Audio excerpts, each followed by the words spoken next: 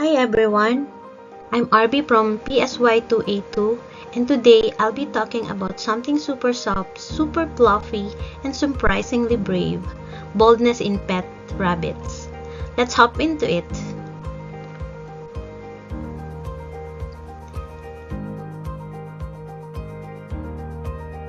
When people think of pet with bold personalities, they usually picture a playful dog or independent cat. But guess what? Some rabbits are just as bold, even if they show it differently. Bold rabbits maybe not bark or meow, but you'll notice their courage in gentle ways. They're the one who explore new space without hesitation, approach people with curiosity and even seek affection. Their bravery may be quiet, but it's definitely there. So how we measure boldness in bunnies? There are three main ways. Open field test. We are observe how confidentially a rabbit explore a new space. Novel object test. We introduce a strange object to them and see if they are curious or cautious.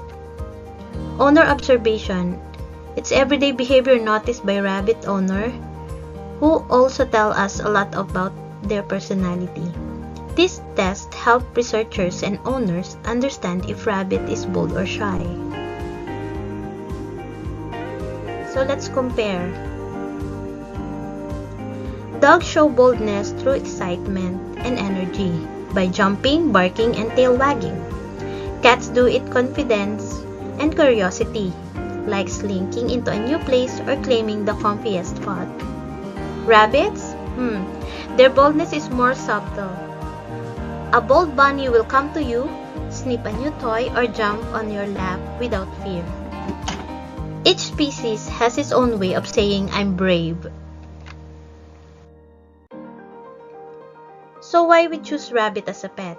Well, besides being ridiculously cute, they're quiet, clean, easy to potty train, not smelly, great for small living space, and they're active in the morning and evening.